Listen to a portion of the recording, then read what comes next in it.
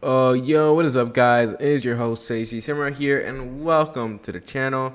Yeah, guys, here I am with another part 2, What If Deku Was Hits Reincarnation. Now, guys, I understand that many guys might be confused. I just posted my announcements that I will not be posting on YouTube, well, today. But here's the thing. During the time when they were doing my room construction, they actually had finished up way earlier than I expected. And so due to this, I was actually now having enough time to make my video. As for all the dust and everything that was inside the room, they actually cleaned it up really fast, which surprised me. But hey, now I get to make my video. And that's what's the most important part of it. But that's besides the point, guys. I know what you guys are really here for. It's time for this part of the What If. Thank you all so much for your support. I really hope you guys go ahead and get cozy with it, enjoy your time. And also, you guys are going to be hearing me be a little bit more tired, considering the fact that the final days of school is coming up. I'm going through my final exams, and now it's finally time for me to start wrapping up everything and just finish everything through. So you guys are going to be hearing me become a little bit more tired, but I'll still be making the videos. But besides that, guys, it's time for us to begin. So either way, let's get started. You're never gonna make it, you're not good enough. There's a million other people with the same stuff. You really think you're different, man, you must be kidding. Think you're gonna hit it, but you just don't get it. It's impossible, it's not probable, you're irresponsible. Too many obstacles, you gotta stop it, yo. You gotta take it slow, you can't be a pro. Don't waste your time no more. Who the fuck are you to tell me what to do? Alright, guys, let's go ahead and kick off this What If. Either way, thank you all for tuning in, and let's begin. Kicking off this What If, you will now currently see as Deku and Mirio will currently be exited out by the police chief as he allowed them the green light to go. At this, the whole event with Stain had just been explained, as pretty much after he had captured the man, no more no moves actually began the attack, considering the fact that Edshot had took care of it, along with Endeavor as well as the rest of the heroes. Now at this, eventually when all the real heroes arrived, they also saw Mirio, who Endeavor actually ended up knowing, considering the fact that it was told that Mirio was literally known and meant that he has possibility to become the #1 hero, not just in UA, but like in the rank in the entire world. At this point, though, as they were going ahead and walking, they would eventually have to be going to the police station to go ahead and give the report. And of course, after Ida's quick getaway and pretty much breaking the rules, he would be put on probation, but not for a very long period of time. However, that does mean that his agency or his time at the agency was now coming to a close. So yeah, for the next following days, he's gonna be on probation. As for Deku, as he was currently walking out with Mirio, he'll be looking at the man with a very interesting gleam in his eyes.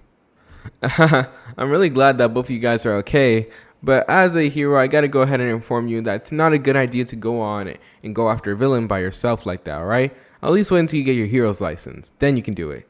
At this, as he says this with a smile on his face, Deku says nothing more, as he'll then walk off. Ouch, cold shoulder, don't ya? At this, Deku, as he was watching this man, who currently right now is rambling on, he can only do nothing more but analyze him.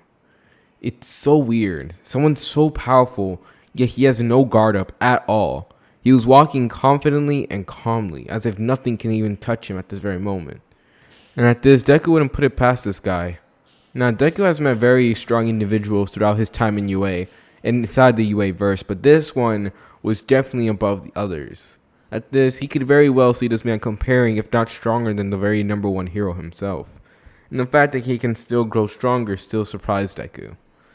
As Mirio would say this, he'll go ahead and tell Deku that, he should go ahead and travel home safely with a very calm and broadening smile on his face, as he would then suddenly end up having a golden glow as he would end up vanishing off. At this, Deku will look on as he looks on with interest, already knowing that one day they will meet again. However, hopefully that time he might be able to test his strength against the successor of the #1 hero, All Might. Just the thought of that actually made Deku actually crack a smile before he decides to walk off. Things were getting interesting. We now turn our attention to the villains, as currently right now, Kodagiri and Shigaraki were now all sitting down, as Shigaraki was currently getting talked to by the man he deemed as his father. There, son, I give you all as you required. Now make the most of it while you can. As the voice of his so-called father was speaking, Shigaraki went on, thanking him over and over again. I will make you proud. You will see. At this, as hearing this, the person behind the screen would then give off these smiles. We would then turn our point of view to him. As we see currently sitting down on his chair, still recovering, we will see none other than All for One. Alright, will you take care now? At this, as the communication feed would then cut off, All For One will be sitting down as he now had a smile on his. Does he even have a face? Can I even call it a face? I don't really know. I'm just gonna go ahead and say on his head. He had a smile on his head, as he currently right now was just thinking of the person he just stumbled upon. Now he had been getting reports from Shigaraki as he had begun hearing about information. And he not just heard it from Shigaraki, he heard it from all sources. The news and the media was going wild after a one quirkless boy. Now normally a boy without no quirk, All For One would be not interested at all in. However, this one was special. He showed signs of abilities such as enhanced speed, strength, even the ability to teleport even. As well as the fact that he also has this ability where he becomes unchangeable, although not many people have seen it. It could be just a rumor, but you can never be so sure. And after seeing more and more of these events that were going around, and after all, after the biggest success being the fact that he won the UA Sports Festival, All For One couldn't just simply ignore the boy anymore. His power, his potential, all of it. He needed more information. And All For One was someone who always gets what he wants. And due to this, the villain would then have a smile on his face. What was his name? Oh yeah. Izuku Midoriya. Change of scene plus time skip. So moving on to the events, we will now turn to the next day of UA, where it's now then being told that they are now getting an opportunity to go ahead and test out everything that they learn. Now at this point in time, Deku has not really improved much, well, if you think from the training from Edge Shots. He did get more information, but he didn't really improve much when it came to training with him. However, Deku himself, he got his few upgrades. His strength was getting closer and closer to what it was. And due to this, when it finally came time to the exam, Deku had actually aced them all. He was easily able to surpass all the other students, as all of them can do nothing more but look on in shock as they see legit a kid who they would deem as a miracle doing the very thing he does best, which is a miracle. Deku was even able to outspeed people like Ito when he went and raced him. So seeing him being much faster and stronger than ever, once again showed everyone in Class 1A that they really need to catch up to this guy, or he's going to make quirkless people look, well, useless. As it was finally time for the next matchups, where they had to actually begin to team up against none other than the teachers themselves. Now, of course, hearing this, all the students are surprised as one of them would then begin to ask, Are you sure that's a good idea? I mean, you guys are teachers. You guys are pro heroes. We don't stand a chance. Mina would say as he actually looks on with fear. At this, Aizawa just shrugs. Don't worry, we're not actually asking you guys to go ahead and, just take us out. All you have to do is beat the obstacle. If not, you have to either capture one of the teachers or you have to go ahead and actually surpass us, get past us, and get through one of the obstacles. So it was pretty much simple. You either one, have to fight a pro hero, or two, escape a pro hero. So either way, yeah, it's going to be a tough situation. At this, most of the team-ups will be all the same until finally we get down to Deku's team.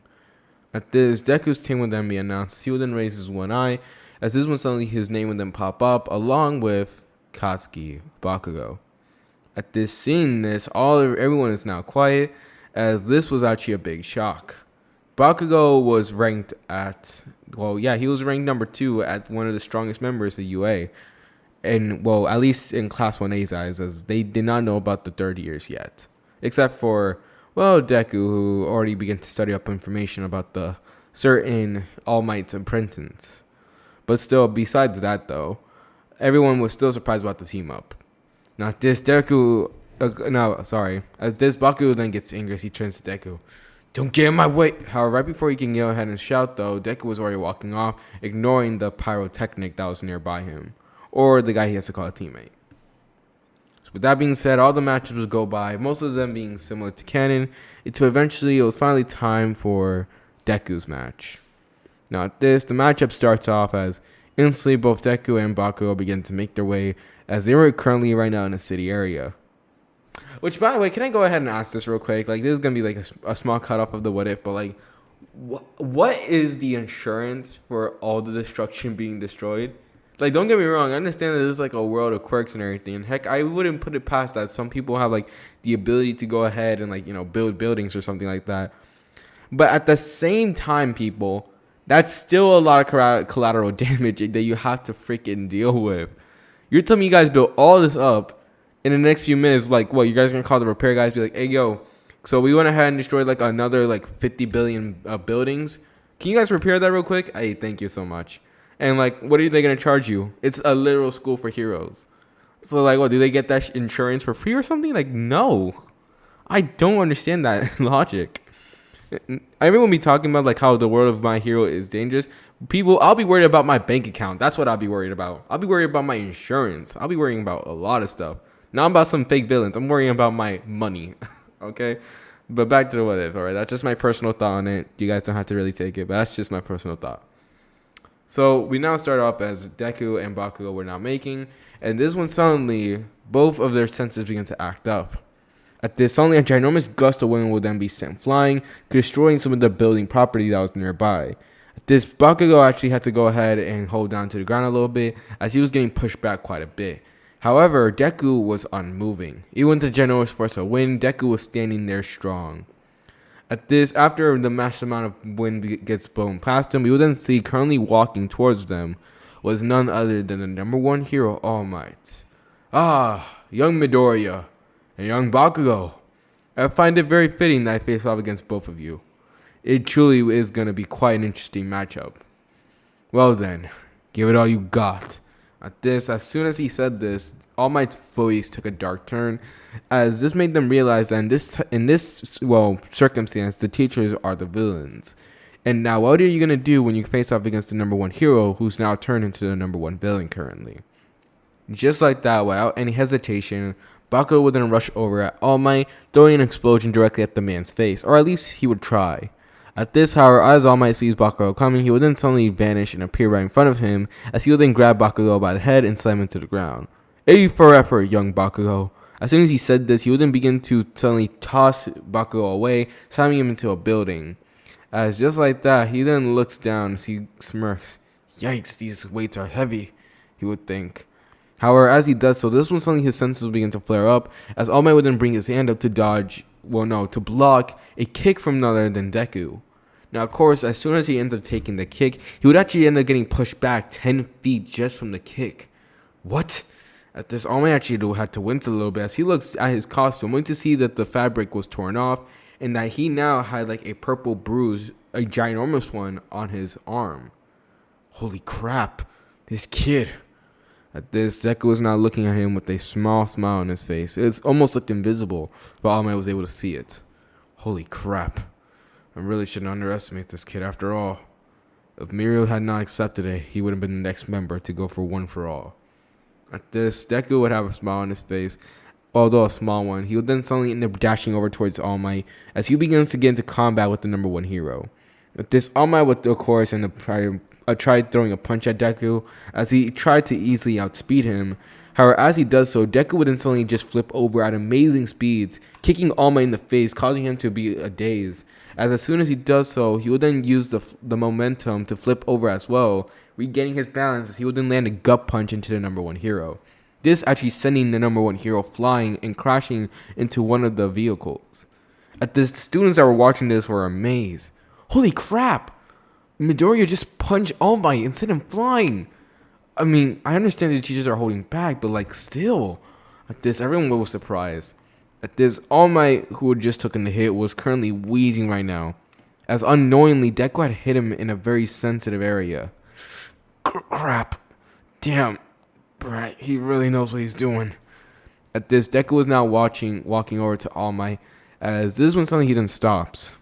After all, for many years of his assassinations and being the legendary assassin, he already understood that he had a mission, and that was to either one, he can go ahead and capture the number one hero, or two, run towards the exit. And at this, as he thinks about it, he thinks that going after the number one hero would probably be the hardest task, but at the same time, it'll be most rewarding. So due to this, he would then have a smile on his face, as this one suddenly, just like that, the fight would then continue on. At this one suddenly a big boom would then be heard, as suddenly bursting through the smoke, we would then see Bakugo, who's rushing over at All Might. Don't look down at me, you bastard! As soon as he says this, he will then throw a ginormous explosion at All Might, who dodges it as he rushes over towards Deku. Young Midoriya, I have acknowledged you as a threat, and as so I must take you out, unfortunately. As All Might would then throw a punch directly into Deku's stomach, his eyes would then widen as his fist goes directly through him. Wait, what? At this would surprise everyone, including Bakugo, halting him for a little bit, as everyone just thought like All Might legit accidentally killed a student. All Might himself was shocked as he was not expecting it. Holy crap, did I actually... However, as he does so, he would then cough up blood as he would then be sent flying and crashing into another one of the buildings. At this is when suddenly dusting off the smoke, you would then see Deku as he begins to walk. Is that all? I expected more from the number one hero. At this, All Might would then be try getting up as he looks at Deku, only to stop. At this, Deku's eyes, the aura that he was unleashing, he was not up against some ordinary boy. He knew that for sure. Holy crap. I'm telling you right now, that kid, we're lucky he's not a villain. Although All Might was confident in his heir, and heck, even himself to take care of him before he became anything big, he still realized that this kid had potential to really become a monster, and it was a good thing that he was on the good side. As Deku would stare down at All Might would then suddenly try dashing towards him as he would then throw a punch. At this, as Deku was about to reciprocate it though, this one Bakugo would then get in the way. Stop trying to take all the fight for yourself, you damn bastard! At this, Bakugo would then throw an explosion not only at All Might, but also at Deku. At this, Deku would then dodge the attack as well as All Might, as this one suddenly Bakugo would then throw a ginormous explosion. As his muscles would tense up, he would grit his teeth, as just like that, ginormous explosion would then be fired off, sending it directly towards both All Might and Deku. Crap, I told him not to use it! At this, as All Might was about to rush over to get Deku just to save him though, Deku would then suddenly end up vanishing and appearing right behind Bakugo, surprising All Might. However, due to this momentarily surprisedness, he would then be hit by the attack, as the attack was not enough to actually knock him out, but enough to send him flying. Alright, I'm getting pretty tired of this, All Might would think, as he would be sent flying once again. As for Bakugo, he would then have a smile on his face as he sees the fact that he sent All Might flying. However, this one suddenly he would then be, tripped over, getting kicked in the leg, causing him to fall down to his knees. As this one suddenly he would then be elbowed into the shoulder, causing his arm to become limp. At this one suddenly, just like that, as Bakugo was, wincing in pain, he would then be grabbed by the neck by none other than Deku, who was staring him down. If you become a nuisance, I'll annihilate you. Do you understand? At this, Bakugo would then look at him with a surprised look, as he would be staring down at Deku with surprise. At this, Deku's eyes were hardened. He was showing no signs of being like a kid. At this, Bakugo remembered the same instance when they were children. And just due to this, he'll begin to get multiple flashbacks about when this happened as he grits his teeth. Damn it. Just who the hell do you think you are? Telling me around? You damn bastard. As Bakugo tries to speak up though, he will then get his neck squeezed a little bit more, as he will be glared at even harder by Deku. At this, Deku was not kidding. If Bakugo shows to be a nuisance, he will knock him out. However, right before they can do anything, this one suddenly All Might will then turn to them. My, what foolish heroes we have here. Already ignoring the biggest threat you have here, just to focus on yourselves. Because if that's the case, then I'll gladly take this opportunity to use you both as an open target. At this, All Might would then suddenly end up appearing, as this one suddenly he would then actually throw a punch directly at none other than both Deku and Bakugo. At this, Deku seeing this attack would then raise his hand, as he would then suddenly catch All Might's fists. The shockwave due to this one action was enough to actually end up dispersing and sending multiple shockwaves around the entire area. At this, everyone was in shock, including All Might. Holy crap! At this, the man was struggling to push back Deku's fist, but he was unmoving. At this, Deku will look down at his hand, as he could already tell, dang it, I'm still not there yet. At this, even though All Might was holding back, so was Deku. However, he felt kind of upset, as even though All Might's punch was enough to actually break his arm or anything like that, he still wasn't as strong as he was. However, he smiled though. If he did not train as hard as he did, his arm would have surely been blown off by such an attack, even if it was held back. So due to this one suddenly he then began to squeeze All Might's arm, causing him to actually begin to wince. Holy crap! What the heck is wrong with this kid?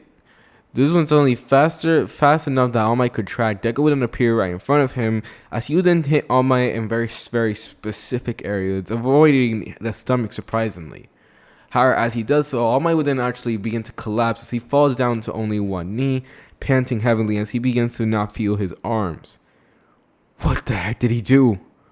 At this, in the very split instant, Deku had been able to detect all of All Might's pressure points, and using the opportunity of speed, he knocked them all out in an instant. At this, Bakugo was seeing that both him and All Might were now on their knees, and that he was actually, at this point, he realized that he was actually bowing to Deku, caused Bakugo to be pissed off. Damn it, damn it, damn it! At this, as Bakugo was cursing, Deku would then give him some piece of advice. You continue letting anger cloud your judgment, you will fail.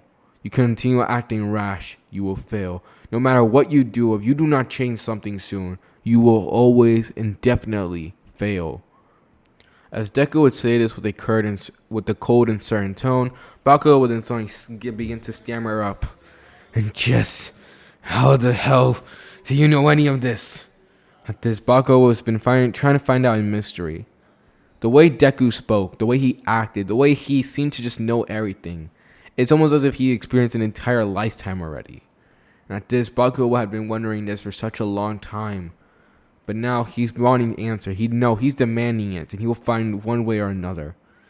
At this, Bakugo will then begin to actually pull off not one, but both of the grenades as he would then begin to release it. Pulling both of the pins, he would then release a ginormous explosion as he sends it directly towards both All Might and Deku. At this, Deku seeing the attack would then actually just scoff as he vanishes away, while All Might is still in the middle of being, hit by the pressure points. He's still numb.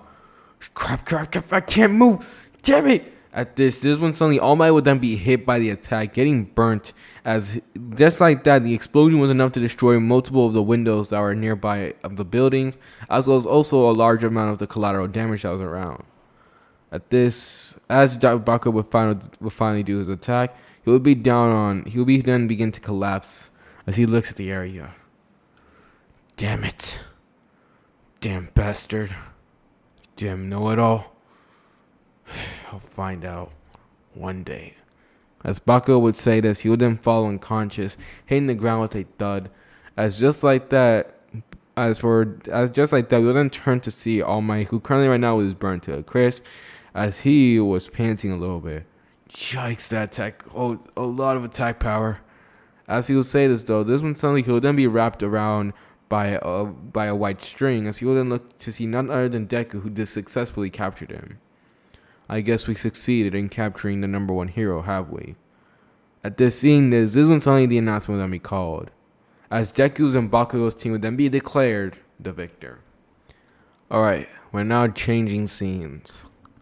At this, not much really changes here, as Shigaraki would actually end up having some guests invited.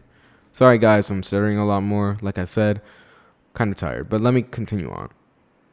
So, do you guys understand the agreement? Shigaraki would say. He'll be currently staring down at Toga and also Dabi. At this, both of them were currently invited here as Shigaraki decided to invite them to join the League of Villains. Now, unlike in the actual timeline, Shigaraki didn't instead, extend the invite to Stain. And due to the fact that Stain was knocked out unconscious and never got the chance to save Deku and everything, he was never able to give off that ginormous and powerful speech to give him fame. So due to this, not much. He doesn't have this weird obsession with Stain or anything. He's still focused on his goal. In fact, he had another goal, unlike in canon, to take care of a certain Izuku Midoriya. At this, after thinking about it for a while, both Dabi and Toga decide to agree on it. As not much really changes here, considering the fact that they're legit a very key piece to it. So, just like that, the League of Villains finally end up getting their true members, and it's finally time for them to begin to actually take action. As this is when they begin to go by their plan. As we're now moving on to Class 1A, as we're now doing a time skip. Not much really changes here except for a few things. Deku ends up going to a mall with Class 1A. He doesn't really do much, although he does end up getting quite a lot of looks, considering the fact that he is very popular, as well as the fact that this man has the looks. He has the built physique and everything, so of course he's going to be getting looks, bro. But besides that, nothing much really changes, as this is where we're now moving on to the summer camp training. At this, just like that, we will now currently see Class 1A, as they currently had just enjoyed their small little break, until finally Aizawa decided to announce that they're now going on a small little trip. Now, of course, hearing this, all the members are excited, except for Deku, who already understood that after being in Class 1A for a very long time, he already knew that just a small, simple trip meant much more. And due to this, Deku had already planned out a few things, how currently something else was stuck on his mind. Flashback. At this, Deku was currently just relaxing, as he had been training at home, taking his very serious training, as of course he went through the typical rounds of push-ups, sit-ups, pretty much giving himself the whole workaround. As after finishing off his very long run, he will be returning back home as well as, to begin his meditation. As he enters home, he ends up seeing his mother, or quote-unquote mother, who currently right now was sitting down, watching the TV with a very worried expression. "Oh, Izuku, I'm very glad you came. Listen, you have to be careful when you go out there, alright?" At this, hearing these words, of course Deku was confused, as this was something he didn't turn to the news. At this, Deku would analyze the situation from full-heartedly, like he begins to analyze everything. So apparently it was being announced to the public that apparently a breakout had currently been staged. So apparently during the night when a bunch of Nomi were roaming the city, a fugitive of one of the League of Villains had just escaped. At this, no one really knew exactly as that information was classified. However, they say that it happened after a very sudden electrical outage had just occurred. Now, of course, many people were worried about like who escaped and everything. However, Deku had already analyzed it completely. After all, he was very intelligent. And after all, with the mind of a legendary assassin, he will be able to understand this in a second. And all the clues sort of figured it out. Kodagiri, he escaped. Deku had already come to the conclusion. After all, Kodagiri's abilities, Deku, after having already seen it, as well as the fact that he had been keeping tabs on it and already wrote it down in his journal, he already understood that the man's abilities was far beyond anything of typical quirks. In fact, unlike most quirks that have some type of drawback to them, this man's quirk does not. Or at least, not if anything has Deku has seen. He already speculated a few drawbacks that it has, but he still hasn't figured out anything yet. But still, the man had a very powerful quirk, plus the fact that this man was living, breathing evidence of some twisted things that were happening. And so, due to this, Deku, of course, finding all this out, already makes sure that he needs to go ahead and start taking things into motion. After all, now that Kodagiri was out of there, the chances of him encountering Shigaraki were high. And this time, Deku was not going to let him get away like last time. No. He won't allow such a thing to happen. At this, Deku, while thinking this, we will now turn to the present. The man had been collecting a bunch of evidence. He'd been scoping out the area. At this, no one had been able to catch him, considering the fact that this man had been able to do many things back in his old life, so of course he'll be able to do it here. Except, well, yeah, he's like far beyond people here that they can't even sense him. And so, due to this, Deku, as he was currently trying to figure all this out, had actually collected a few informations to the point where he now had marked all the spots where he thinks are the possibility the League of Villains live at, or pretty much their base. But he can't confirm anything yet. Until then, he's going to have to actually focus. And until then, he's going to have to collect as much information as he can before he can make his move. As we currently cut to the present, we will now see all of Class A still cheering in excitement for the summer camp, or the training arc, or really whatever they call it, as they go ahead and start packing up for everything. They begin to tell out, what they're going to do about the spas and everything. How Aizawa will go ahead and give them sort of a scary reminder about exactly that they have no idea where they're going, and that, trust me, this isn't going to be like a 5-star hotel. Now, just like that, as all the students were all getting ready and, prepared for everything, they'll then eventually end up doing a time skip. Now, at this, everyone got on the bus, as, of course, the usual group being Ida, Deku, and Uraraka. They were all sitting next to Deku as they were, all excited about the event and everything. However, Deku was keeping calm and collected as usual. As they ended up arriving, they ended up meeting two of the Kitty Genyu Force. The Pussycats. As they go ahead and, instantly are, talking to them and getting all excited. Now, of course, seeing them, all of them, are impressed as they meet, oh my god, it's another pro hero. However, Deku was on guard. At this scene, there's the one with the blonde hair will then walk over to him as she begins to pat Deku on the head. My, aren't you an observant one? So what's your name, she would say. At this, as she tries to get any information from Deku or trying to get him flustered, he shows no sign at all, causing her to pout a little bit, saying that he is no fun. I'm actually quite impressed. I'm glad that you're not like the others of those fools. At this, hearing this, the other ones would then turn to them, as Uraraka would actually be a little bit, a little bit kind of, off the edge of the fact that she's near Deku, of course. But this one suddenly, just like that, this one she would then suddenly tap the ground, as this one suddenly, everyone in class 1A would then be sent flying. As Deku was sent flying, he would easily be able to flip over and regain his balance, as this one suddenly appearing right in front of him was a tree beast. At this, the beast made of nothing more but nature itself will then begin to roar as it rushes over at Deku. At this, with a mean grunt, he would then suddenly dash off towards the beast, as he would then throw a punch, destroying it through its stomach, as he would then suddenly end up destroying the beast in an instant. At this, we will now turn our attention back to, the teachers or the staff, as the Pussycats squad was currently watching all this with a very impressed expression. Wow, that kid really has a lot of power, don't you think?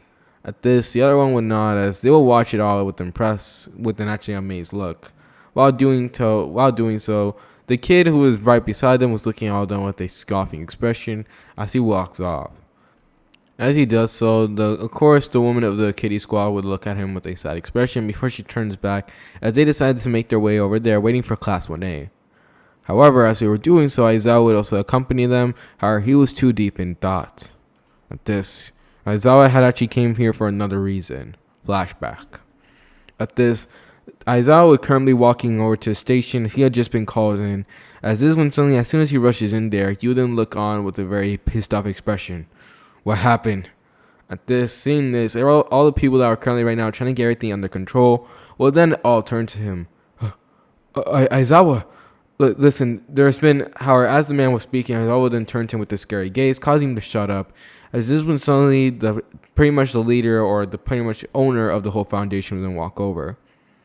Something happened to jam out the power of all the cells in the area, and due to this, many of the escaped convicts had actually been released. However, luckily we were able to capture all of them except for one. At this, Aizawa's eyes would widen, as this one suddenly will then redirect him to a certain someone's cell. At this, as soon as Aizawa appears in front of the cell, all he would see nothing more was the slate jacket that held him down, being right there on the ground right in front of him. How did this happen? At this, Aizawa would ask, as the man didn't shake his head. We don't know. However, we do know one thing. Whoever did this is not some run-of-the-mill villain that we can just easily detect.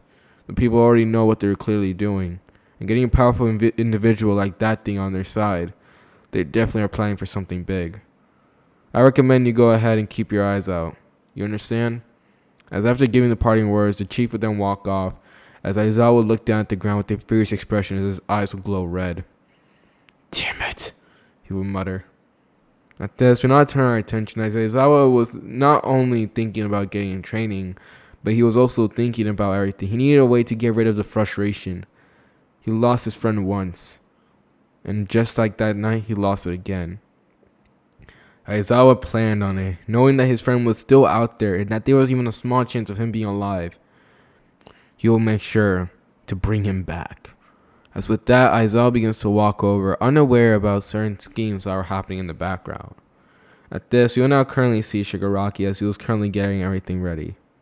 Or if there has everything been prepared, he would then ask Kodagiri. At this, the man would nod as he nods his head. Or, I don't know, missed, I guess? I don't really know. The man doesn't have a body. Well, sort of, I guess. Yes, sir. Everything has been collected.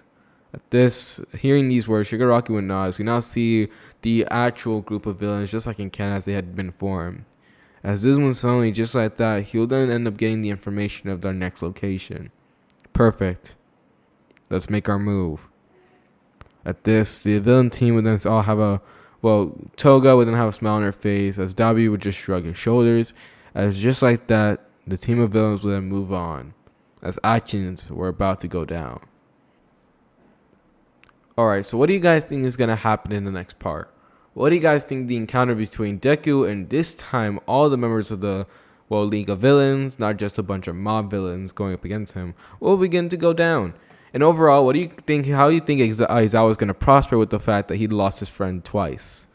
And overall, what do you guys think of the story so far? Let me know in the comments down below. But either way, guys, is your host Seishi Samurai here. I'm posting this video extremely late, unfortunately.